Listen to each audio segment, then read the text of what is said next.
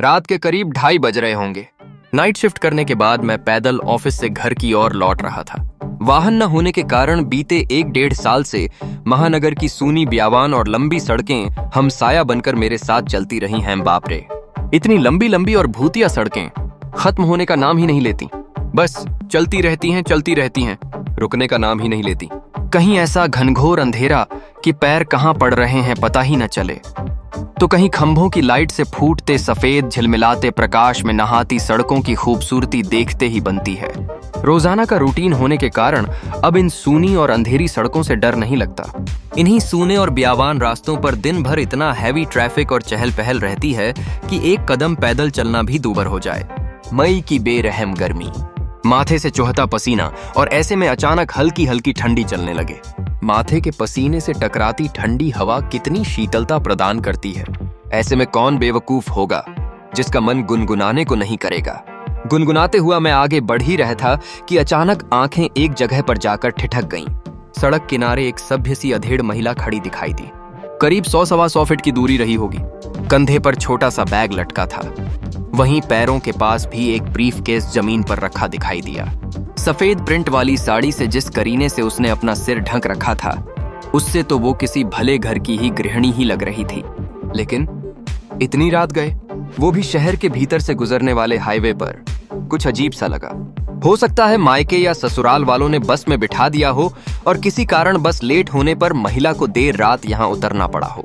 शायद उसका घर यहीं कहीं आसपास ही होगा, या फिर शायद सवारी ऑटो या रिक्शे का इंतजार कर रही हो। लेकिन इतनी रात गए रिक्शा कहाँ मिलेगा? शायद घर का कोई परिजन गाड़ी लेकर आ रहा होगा। शायद सोचते हुए मैं उसके बहुत करीब आ गया। नजरों से नजरें टकराई, मगर वो जरा भी नहीं झेंपी। मेरी आंखों में बराबर देखती रही।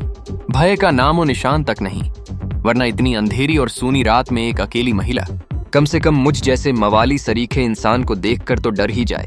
लेकिन वो तो लगातार घूरती रही, चेहरे पर न कोई पबाने कि ना हाव न कोई भाव। हाँ, होठों पर मुस्कान बराबर जमी रही। मैं ही झेंप गया। मुझे ही नजरें हटाना पड़ी, कहीं ऐसी वैसी तो नहीं। फिर एकदम से सिर झटक दिया। होगी कोई, मुझे क्या लेना देना। मैं तेजी से कदम बढ़ाता हुआ अनजान महिला को क्रॉस कर गया। अनजाने डर और शर्म के मारे मैंने फिर पलट कर नहीं देखा। न जाने वो क्या सोच बैठे। चलते चलते मैं दूसरी सड़क पर आ पहुंचा। अब वो सड़क और महिला पूरी तरह से ओझल हो चुकी थी। कहीं कोई भूत वूत तो नहीं थी।